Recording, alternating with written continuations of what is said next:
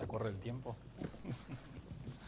Bueno, buen día. Quería agradecerles primero a los organizadores, en especial a Juan Corbalán y a Horacio Corti por haber tenido la gentileza de invitarme. Hoy es un día muy especial. Voy a tratar de ser breve porque en poco tiempo, creo, ya jura la doctora Fabiana Jafric y supongo que todos queremos estar ahí para compartir este momento con ella.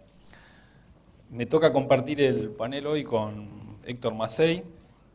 Héctor, la verdad que una desgracia en tu vida, te tocó escuchar mi primer clase en la UBA y hoy, así que algo debes hacer que provoca estas situaciones.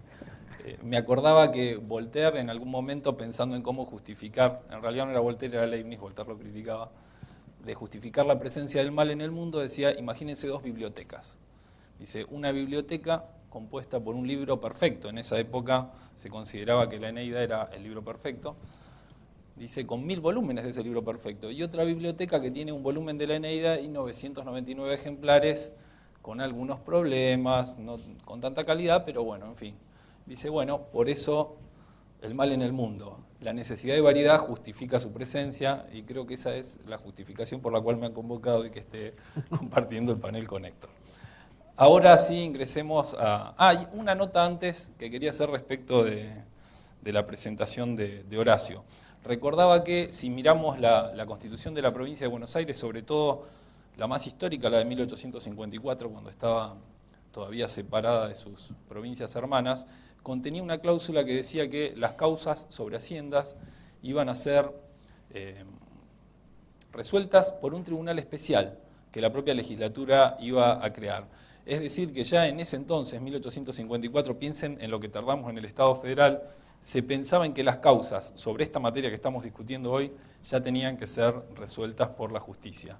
Esto después finalmente derivó en que se asumiera esta competencia por la Suprema Corte y así se plasmó en la Constitución de 1873 de la provincia, que derivó en la de 1889, 1934 y hasta la reforma de 1994, que consagra incluso en forma expresa la atribución de los jueces en lo contencioso de la provincia local para ejecutar sus sentencias de condena en materia contencioso administrativo. O sea, tenemos a la par, creo, una historia muy rica en provincia que a veces la dejamos de lado y que me parece que también es interesante.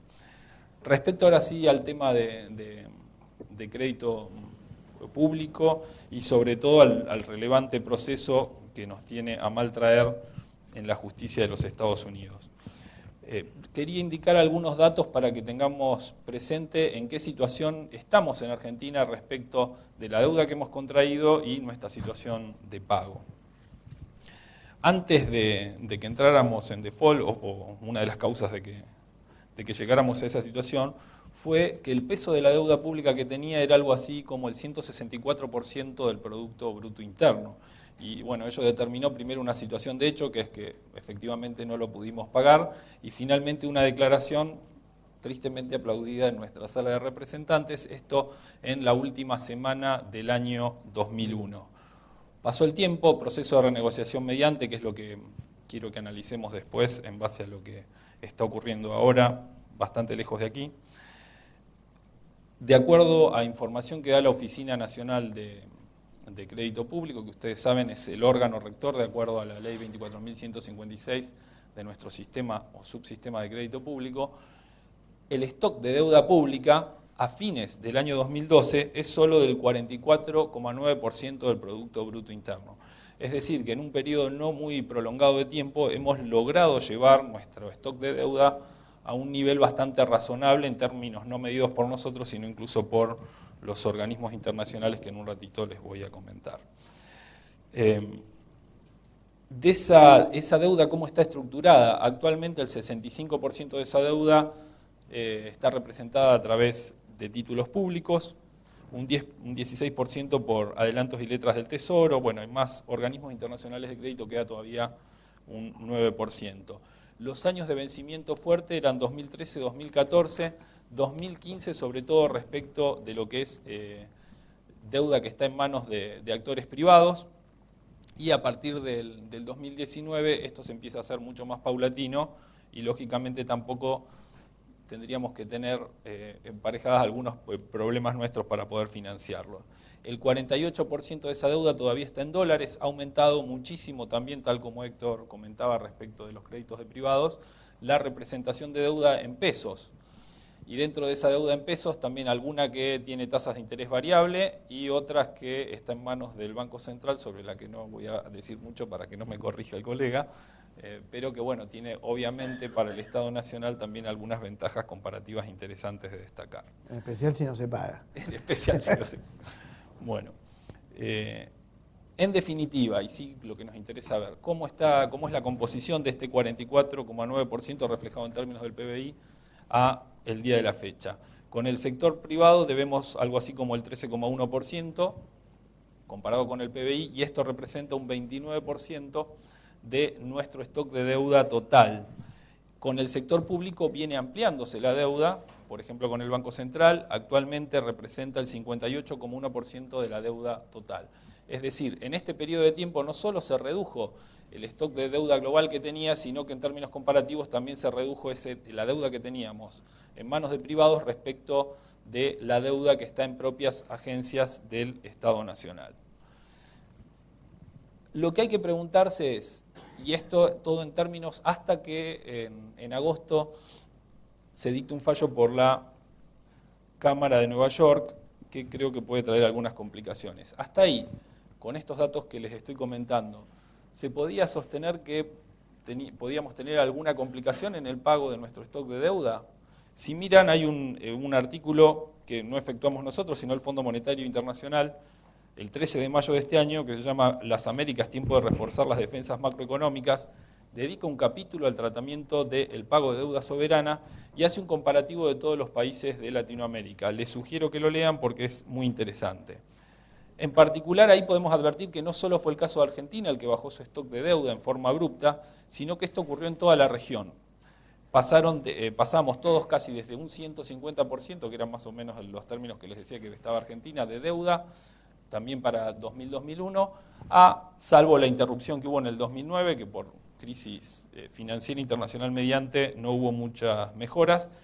Al 2012 todos están alrededor del 40% de stock de deuda de todos los países de Latinoamérica. Hay dos grupos diferenciados, todos redujeron la deuda, el único elemento que los distingue es que en algunos de ellos el crecimiento del gasto público está avanzando más allá, esto siempre de acuerdo a lo que dice el Fondo Monetario Internacional, de los ingresos reales. Y esto determina alguna diferencia también respecto a lo de que se prevé si la deuda que cada uno de ellos asumió es sustentable o no.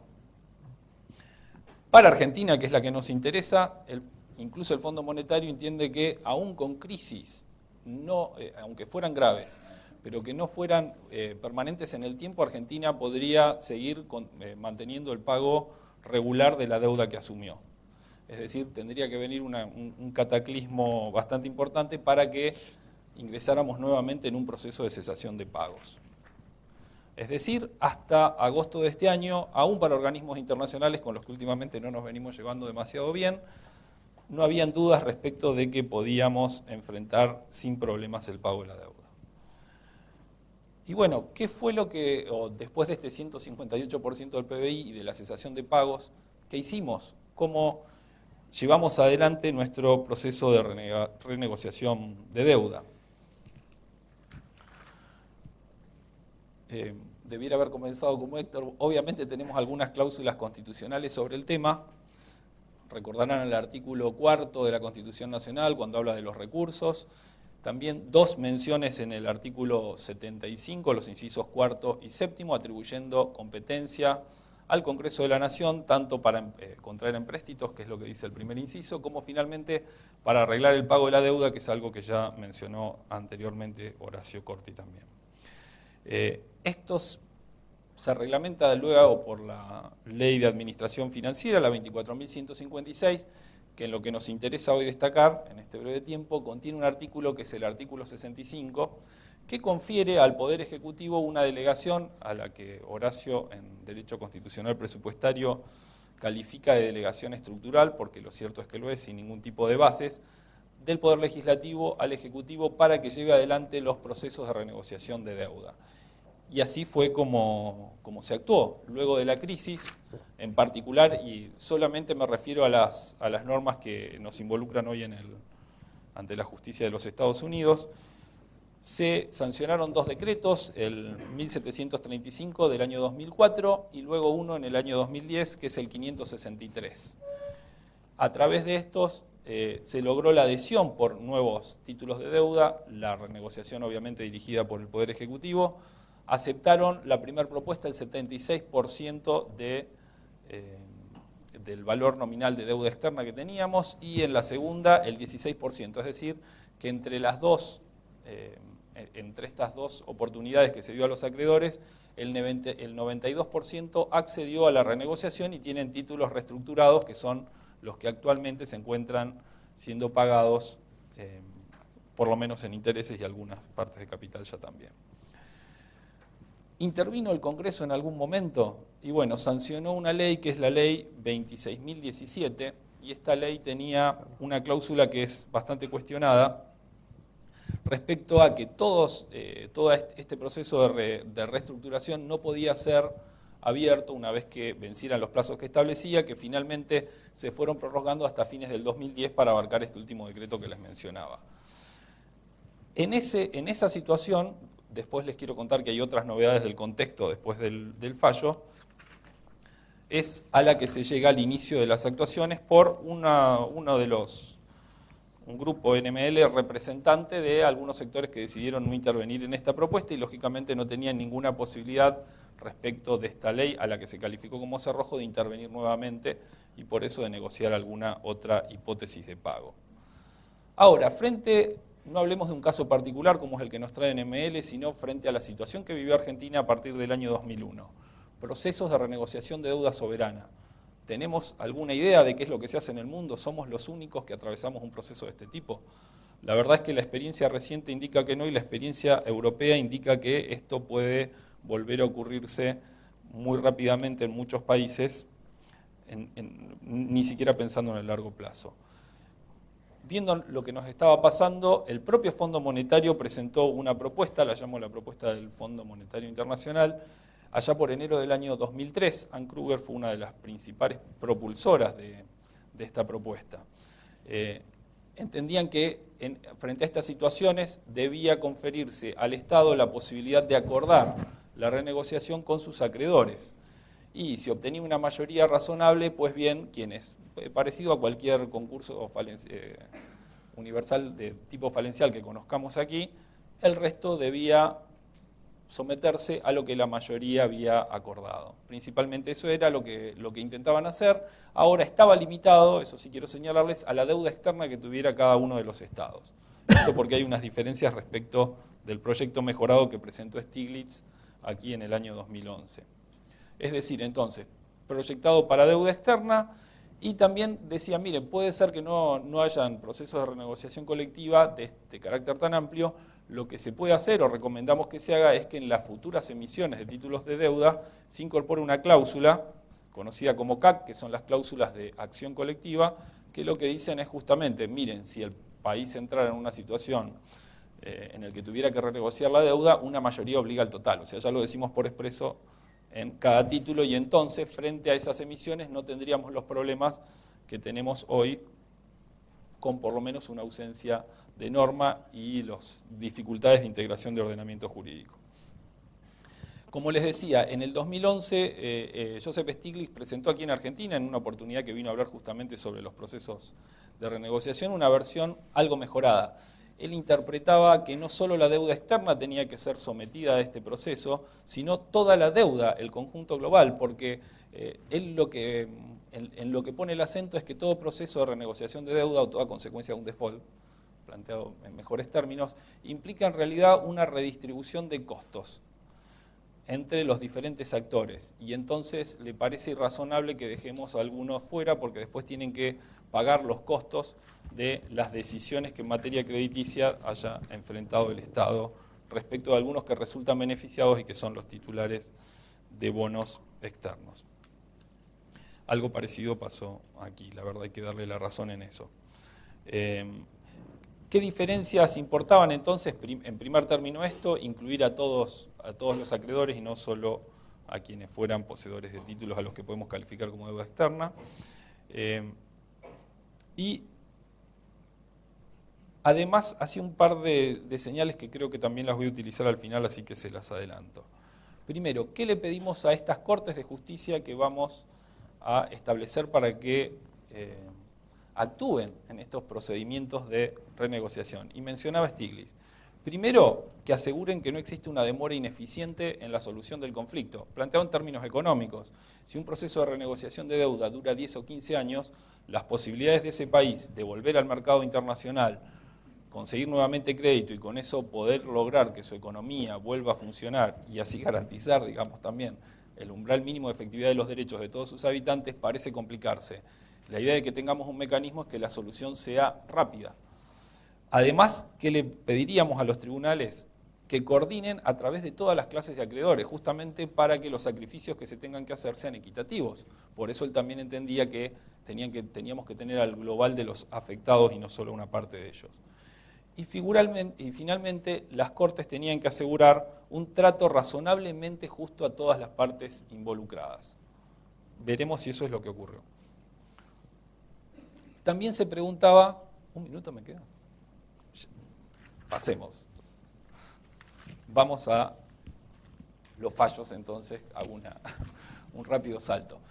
Lo que les quedaba por comentar era que también en Estados Unidos existe una ley de bancarrotas que tiene un capítulo 9 que está dedicado a las bancarrotas de los municipios y que se extiende incluso hasta entes autárquicos, con lo cual también, logrando una amplitud razonable de acreedores que están dispuestos a aceptar la propuesta del municipio, eso es obligatorio para el resto de quienes tienen títulos o cualquier otra forma de deuda de esta, como les decía, este municipio o incluso un ente autárquico que se encuentra en una situación parecida.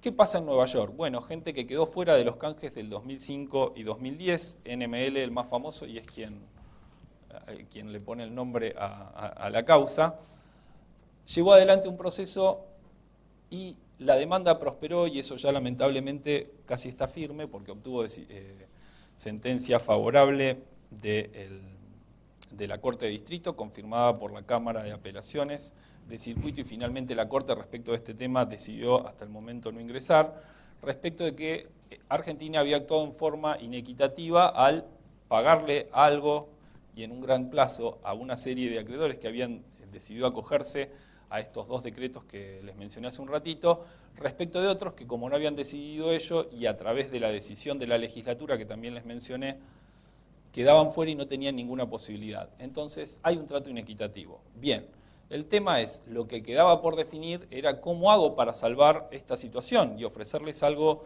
equitativo a nuestros queridos fondos buitres, NML y sus amigos. Hay algunas decisiones del juzgado de primera instancia que son finalmente las que ahora se encuentran, o sea, fueron resueltas por la Cámara, mejor dicho, y finalmente veremos si la Corte decide intervenir respecto de ellas. La primera es la decisión del 23 de febrero del 2012. En concreto, ¿qué dice Griesa? Ya con el tiempo apremiándome. Miren, es verdad que hay que garantizar entonces que se cumpla algo equitativo entre ambos. Bueno, ¿qué está haciendo Argentina? Les está pagando a los deudores reestructurados. ¿Qué les paga? El 100% del capital reestructurado, es decir, ya con la quita. Y le está pagando también los intereses. Bueno, hagamos lo mismo con NML. Paguémosle el 100%. ¿De qué? Del capital original que él tenía con los títulos. Más los intereses. Esto es lo que cuestiona no solo Argentina, sino también se presentan una serie de acreedores que fueron reestructurados, porque dicen nos está afectando lógicamente, y además porque hay otra medida en esta decisión, que es que Argentina no podía seguir o no podía continuar con los pagos sin efectuar en cada oportunidad que pagara un pago proporcional, tomado también en estos términos, a estas personas que eran acogidas por la sentencia. Frente a esto, como les decía, se presenta Argentina y se presentan estos acreedores, además del Banco de Nueva York, que era el fiduciario, ¿no? Bueno. Problemas, lamentablemente muy breve margen, después si hay preguntas podemos ampliarlo. ¿Cuáles son las situaciones más conflictivas del fallo de la Cámara? Obviamente que le niegue legitimación a los tenedores de bonos reestructurados. Si hablábamos de que todos tenemos que tener el mismo tratamiento y parece que esta sentencia podría afectarlos, que ni siquiera los consideren parte es algo bastante difícil desde nuestra lógica al menos de admitir. Finalmente algunos puntos respecto de los daños que alegó la Argentina y que no fueron tenidos en cuenta. La afectación de la ley de inmunidad soberana que rige en los Estados Unidos, nos dicen todavía no se decretó el embargo, pero parece que en realidad todo lo que hizo el juez de primera instancia fue establecerlo a las vistas de lo que después resultara. De hecho no había ninguna necesidad para que conectara el pago a los otros respecto de lo que tenían que recibir los que él beneficiaba. Si los une en este estadio es porque iba a tener consecuencias y quienes estaban o quienes gozaban de los bonos reestructurados pudieran ser afectados. Finalmente, otros daños que alega la Argentina. Dicen, esto de que la solución es inequitativa porque, sobre pretexto de que tenemos que garantizar un trato igualitario, en realidad, quienes colaboraron con el país y sufrieron una merma inmensa en lo que tenían pactado, son quienes ahora van a volver a verse afectados respecto de aquellos que no intervinieron y que en realidad van a percibir, de acuerdo a la sentencia, el 100% del capital que se pactó originariamente previo al default. El argumento que da la Cámara, la verdad que no parece muy feliz, ya lo adelanté, y es que en realidad cada uno recibe lo que pactó. NML recibe el bono que tenía en sus manos y los acreedores reestructurados, si aceptaron este otro, reciben eso. Ahora, hay un salto lógico interesante aquí, porque ¿cómo puede ser? Por un lado, tengo en cuenta a dos personas que estaban en la misma situación y con los mismos bonos para decir a todos les tengo que garantizar exactamente el mismo trato. Por eso el argumento de la Cámara de que nuestra ley 26.017 era ilegítima en este aspecto porque no permitía esto. Ahora, una vez que admito y hago al lugar a la demanda por esa pretensión, me olvido de ello y en realidad ordeno que cada uno reciba el 100% de lo que pactó en dos situaciones que se vuelven a alejar. Este salto es muy notorio y no hay ninguna explicación plausible dentro de la decisión de la Cámara, que como les digo, en este aspecto se limita a esas tres líneas. Finalmente, y sigo pasando a una velocidad increíble, se alegaban daños al interés público, no solo de Argentina, sino de todo el resto de los países que decidieran enfrentar una situación de reestructuración de deuda. No solo se presentó a Argentina, sino también a Kruger, que como ustedes saben tiene una larga trayectoria dentro del Fondo Monetario Internacional, explicando cómo estas situaciones lo que hacían era imposibilitar cualquier proceso de renegociación de deuda soberana, porque todos los acreedores iban a tener incentivo a quedar fuera de cualquier acuerdo y después reclamar el 100%. O sea, tenemos datos técnicos. En primer lugar, lo que dice la Cámara es no se probó, pero tenemos, no sé quién podría haber alegado con mayores fundamentos que Ann Kruger, que ni siquiera era una representante de Argentina, que estos problemas se iban a reproducir respecto de terceros países. Y respecto de por qué esta situación no podía traducirse en un ejemplo que después repercutiera sobre otros estados, la Cámara se limita a decir que el presente caso es muy particular porque Argentina es un deudor particularmente recalcitrante. En estos términos, lo que más me preocupó es que después uno al otro día leía, no un diario en particular, sino en todos, y esto se reproducía sin ningún análisis. ¿Argentina nos merecemos esta calificación? Si de un 157% del PBI bajamos a un 44% en un plazo de 10 años, evidentemente algo de sacrificio para pagar a nuestros acreedores estamos desarrollando. Bueno, con este argumento bastó para que no se atendiera también finalmente a esta situación. Y ahora sí me comprometo a terminar, si no tampoco vamos a llegar a Fabiana. La Nación me parece que en este caso estuvo a la altura de las circunstancias y también le impuso que no obstante que se abren, lo que sí no puede avanzar el Congreso es sobre reconocer mayores derechos a quienes pretendan participar ahora respecto de quienes ingresaron en el 2005 y 2010. Sobre todo pensando en el efecto rebote que podría tener porque todos los que ingresaron podrían exigir también idénticas condiciones y esto importaría un efecto sobre nuestro stock de deuda que nos llevaría a una situación, no sé si igual, pero bastante parecida a la que nos trajo hasta aquí.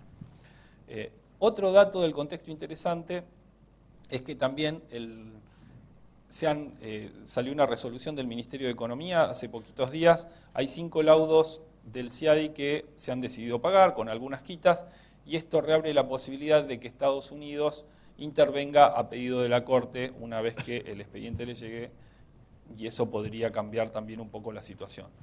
Y finalmente, algo que salió en el día de ayer y que lo voy a utilizar para el cierre de la exposición. Aparentemente hay una propuesta de acuerdo de NML a los acreedores de bonos reestructurados. ¿Qué les dicen? Fíjense, nuestros nuevos bonos tenían estas cláusulas que les comentaban, las famosas CAC, de acción colectiva.